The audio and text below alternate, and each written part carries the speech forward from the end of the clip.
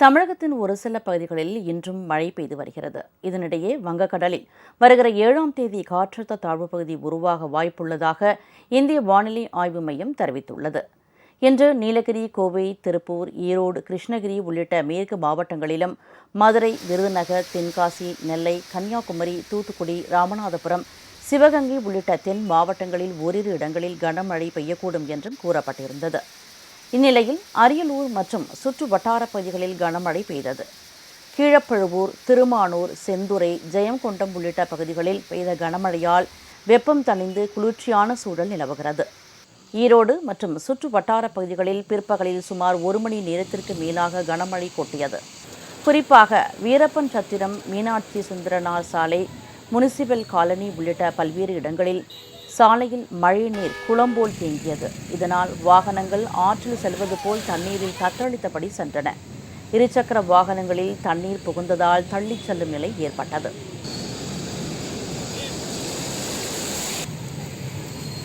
இதனிடையே தெற்கு வங்கக்கடலில் வருகிற 7 அல்லது 8ஆம் தேதி குறைந்த காற்றழுத்த தாழ்வு பகுதி உருவாக வாய்ப்புள்ளது. இது தொடர்ந்து வலுப்பெற்று வட தமிழக பகுதிகளை நோக்கி நகரும் என தெரிவிக்கப்பட்டுள்ளது.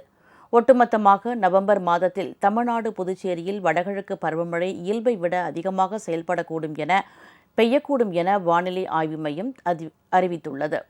அத்துடன் நெல்லை, குமரி மாவட்டத்தின் மேற்கு தொடர்ச்சி மலைப்பகுதிகளில் நாளை அதிகாலை வரை மிக கனமழை நீடிக்கும் என எச்சரிக்கப்பட்டுள்ளது.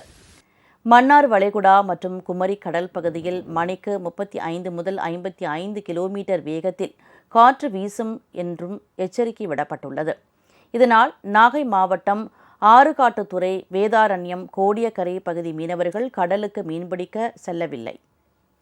சென்னையில் பெருமழை பெய்யும் போது வேளச்சேரி பகுதியில் இடுப்பளவுக்கு தண்ணீர் தேங்கும் என்பதால் அப்பகுதி குடியிருப்போர் நலச்சங்கத்தினர் வெள்ளம் வந்தால் வெளியேற வசதியாக ரப்பர் படகு, லைஃப் ஜாக்கெட் போன்ற உபகரணங்களை வாங்கி தயார் நிலையில் வைத்துள்ளனர்.